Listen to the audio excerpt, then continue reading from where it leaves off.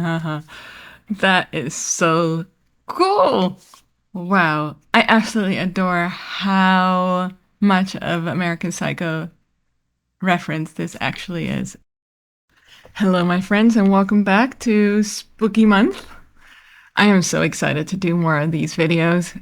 I think by now many of you know how much I love horror and horror movies. And to kind of see that reflected in some of these metal videos, it's just been so much fun.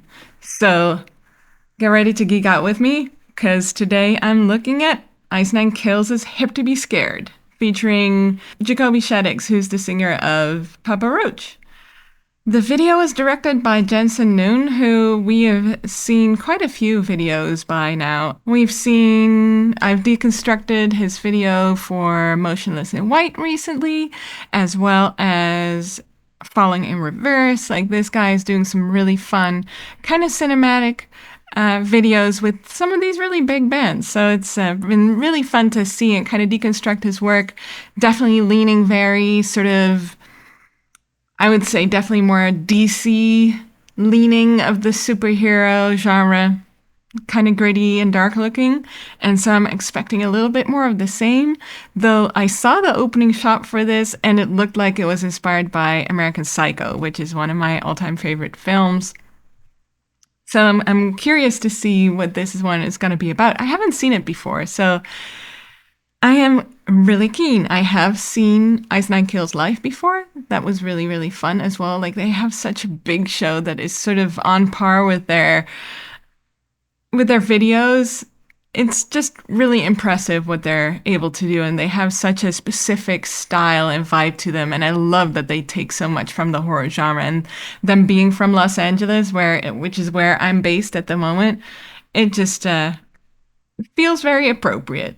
In case you're new here to the channel, my name is Manon the Reaper. I'm a filmmaker, I write and direct, and I've been working in the film industry for about 10 years in a variety of roles, and currently I'm working on my first ever feature, which is a really exciting and long process. So if you would like to know a little bit more about that, I'd be happy to share. Like, I want to start sharing a little bit more about that process too.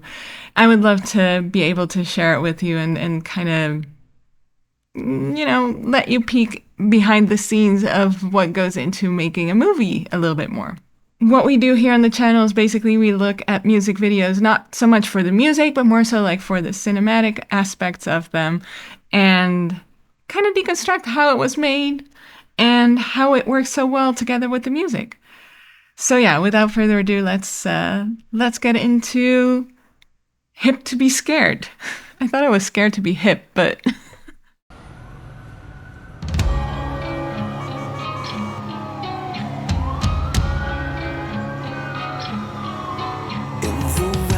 sections, a killer complexion is often a great alibi.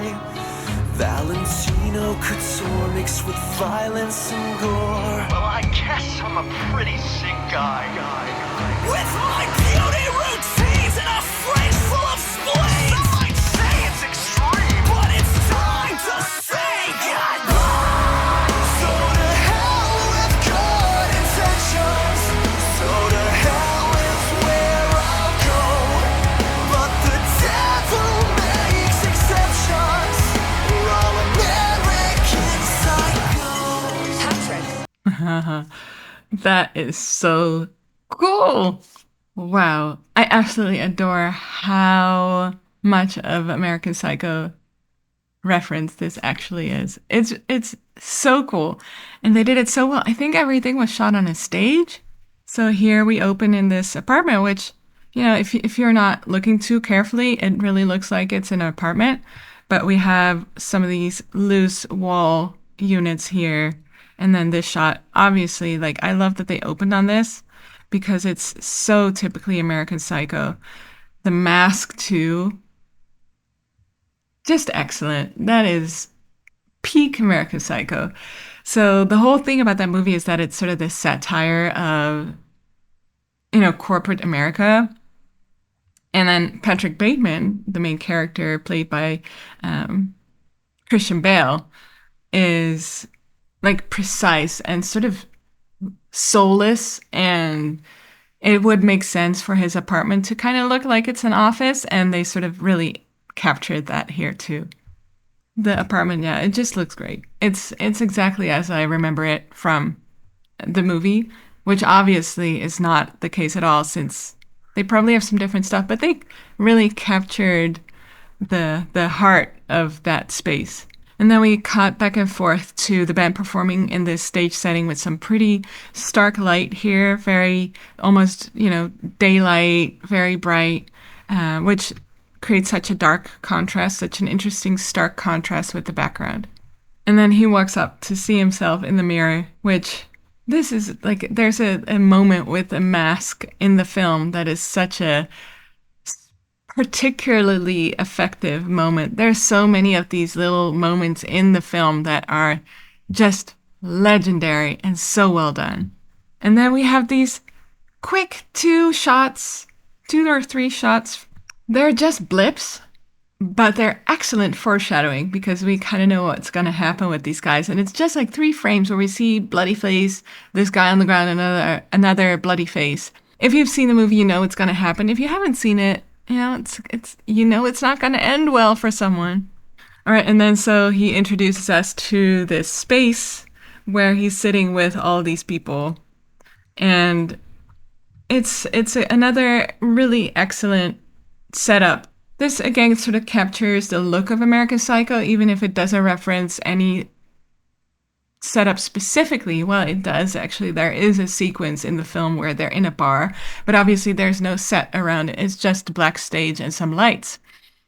But because we're so distinctly in that space where there's only, very muted tones like the blacks, the grays, the whites of the suit and the shirts and some browns of the table, and it looks very consistent. It just puts it into that American Psycho color space. And so that's a really interesting and very smart way of referencing the film, even though you're not able to, for example, get like a really expensive lounge that looks a little bit like the setup that they had in the film.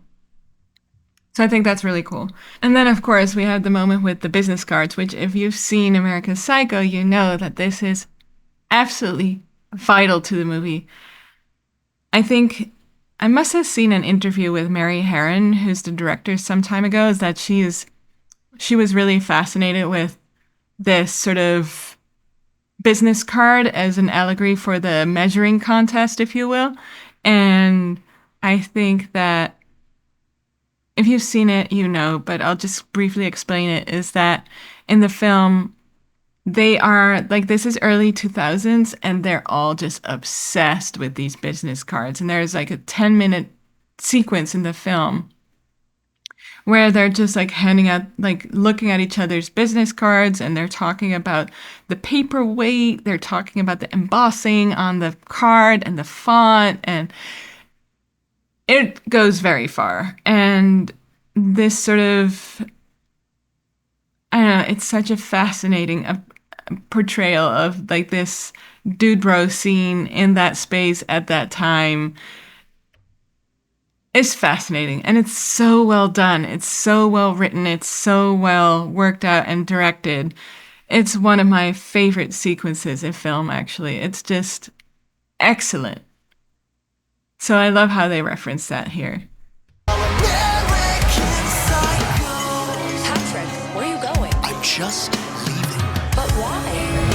I have to return some videotapes. You'll find no escape once you're captured on tape. I'm aware it's a bit avant-garde.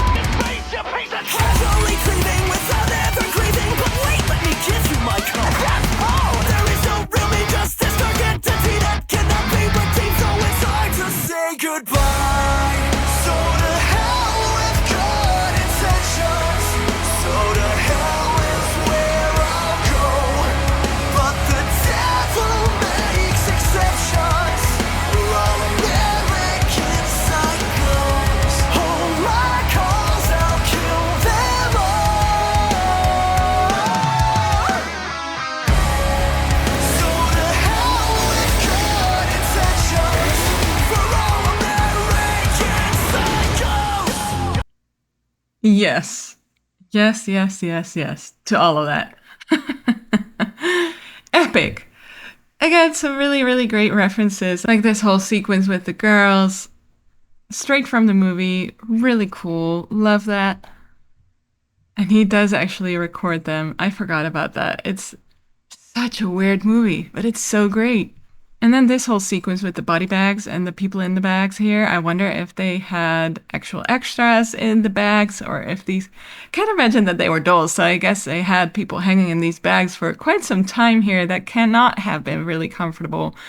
I'm guessing also that that must be why there's these plastic bags around their legs, because they weren't actually hanging. They were just standing there, so they just put bags that kind of look like laundry bags around their legs to sort of obscure that a little bit. But still, it's so effective. And in the movies, he's got some bodies in the closet, some skeletons there. Quite literally. So, yeah, it's all quite literal. Taken from the film. I just love that reference. And then he appears with the chainsaw, which again is also from the movie. Like, there's so many crazy, epic, legendary things that happen in this movie that are just excellent. Just absolutely sublime. So if you have not seen this movie, I cannot recommend it more strongly. Like, this gives away some things, but it'll be well worth your time because it's just a film that's really well put together. And actually, as a matter of fact, Mary Harron did not end up being did not end up going on to be like a legendary director that we would see everywhere. For some reason, she hasn't done many big projects since. She went on to direct some for TV. She did, a couple other things, but never again something of American Psycho levels. And sadly, that happens to a lot of female directors in Hollywood. Despite American Psycho being a huge success, it became a cult classic.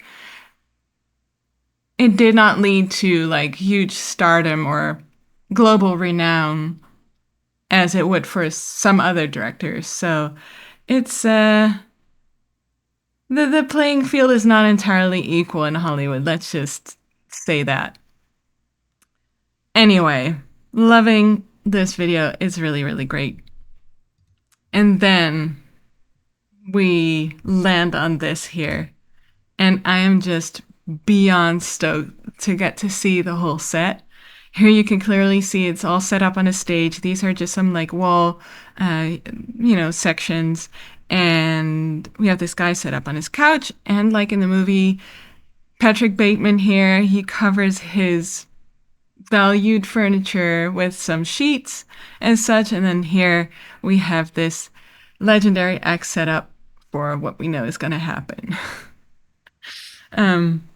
It's just very effective. It's very effective.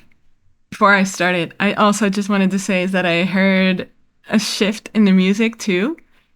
And in the film, this happens as well, where we get this shift in like the great finale of the song. There's a little dance that he does on some of this really, happy 80s music. And it's such a great moment in the film. I am sure that he's going to do the dance. He's got to do the little dance. Okay, let's keep watching.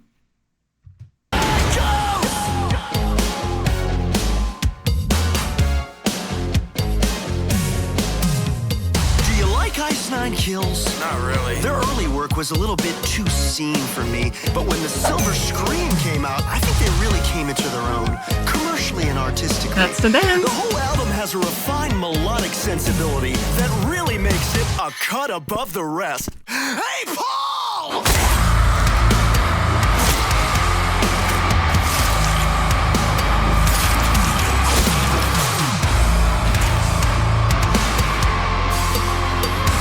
Offices of Mitchell, Summerberg, and Nutt.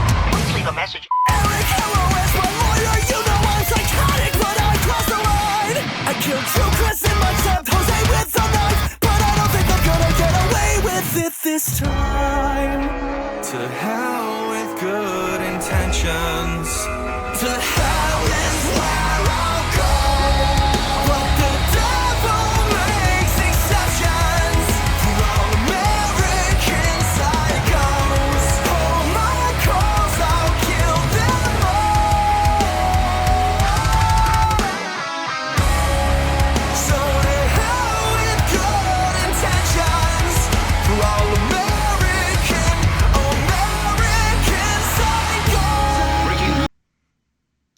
before we head into the epilogue, I keep pausing it whenever he says American Psycho, so seems appropriate.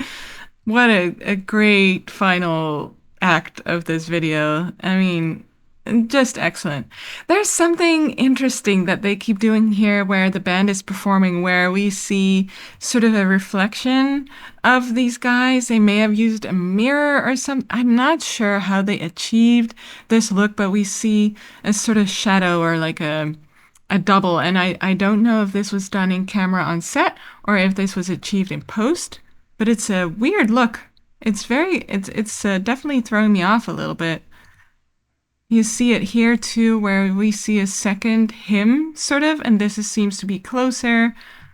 And then this here, it might have been, if I look at it here, I would say that it was done in post.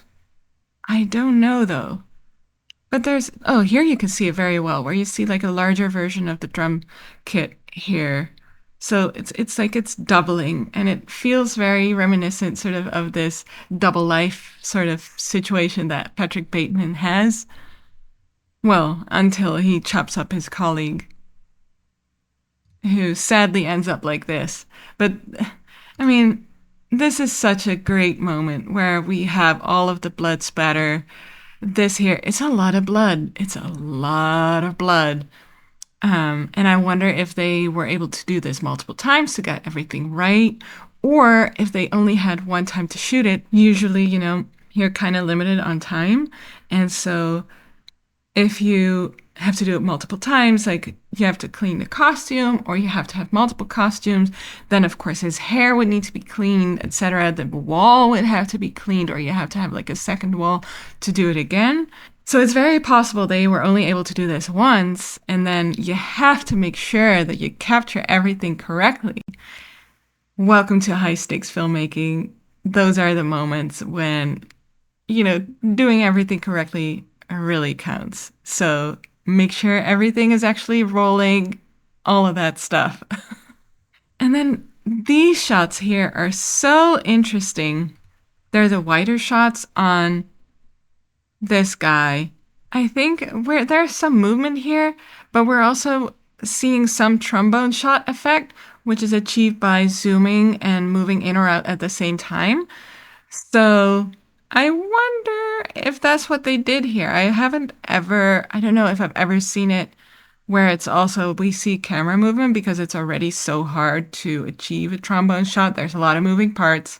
I don't know how they did it, but you will see that the background is compressing, it's coming closer and it's moving out while our subject, the guy, is staying in the same spot. So take a look.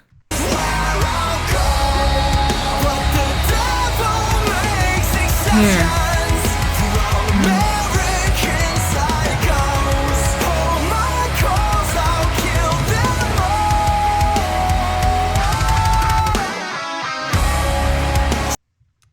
Very creative.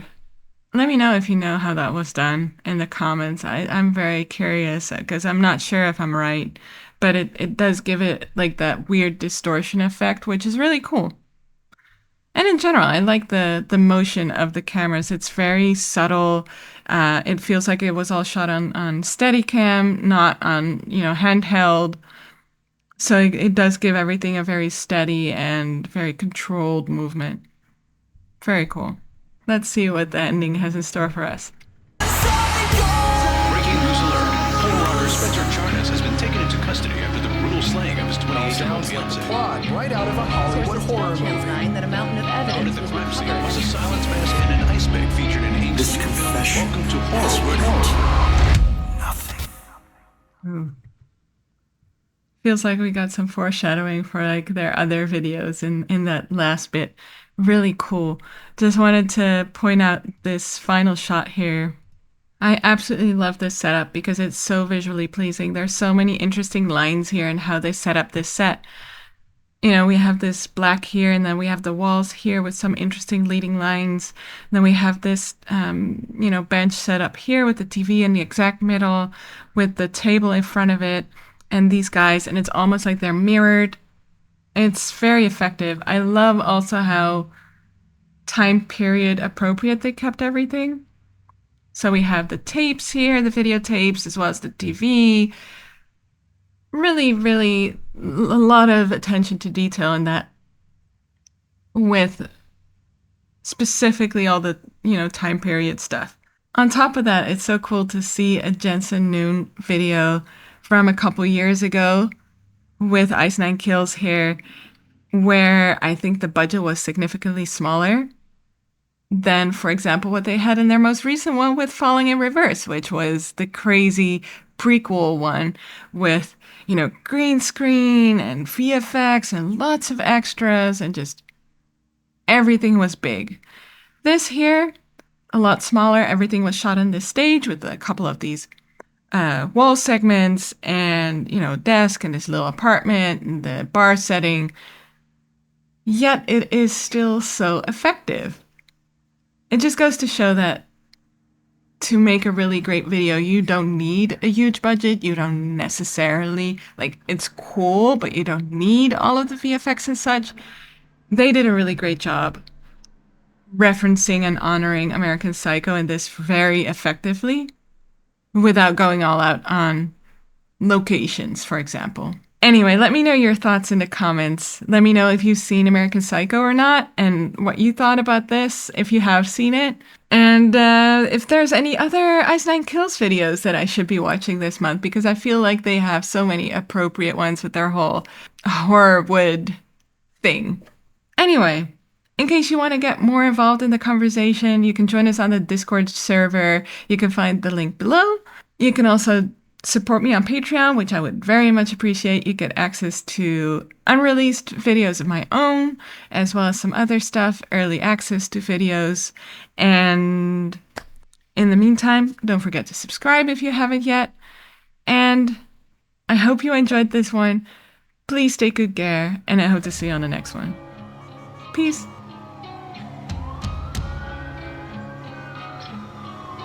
In the wealthiest sections, a killer complexion is often a great alibi.